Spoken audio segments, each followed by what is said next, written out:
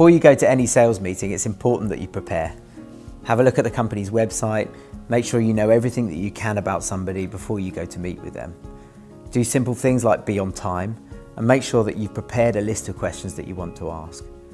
Too many salespeople go into sales meetings with the idea that all they want to do is throw information about their products or their services at you. Flip it around, ask lots of questions and make the objective of your meeting to uncover an opportunity or to find out information that would be able to lead you towards your service or your product being the right solution for the prospect you're meeting with.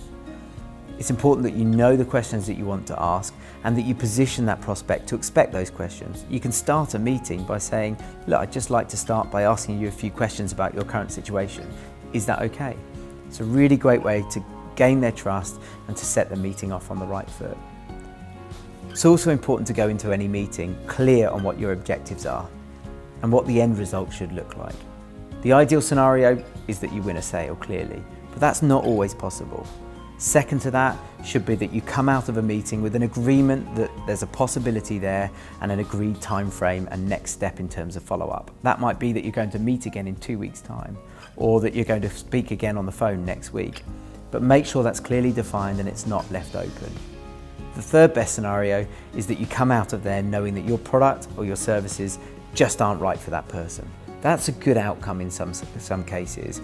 It's far better than leaving any meeting unsure as to whether that's been a good meeting or not and whether there is genuinely an opportunity. At the end of any meeting, my top tip is to make sure you ask how the meeting has gone if you're not clear. Simply by saying, how do you feel today has gone? Or how do you feel about the products and the services we talked about today? Or simply saying, what are your thoughts on our meeting today? A great way is to ensure that you leave that meeting clear as to what the next steps are and absolutely clear that you're on the same page as your prospect.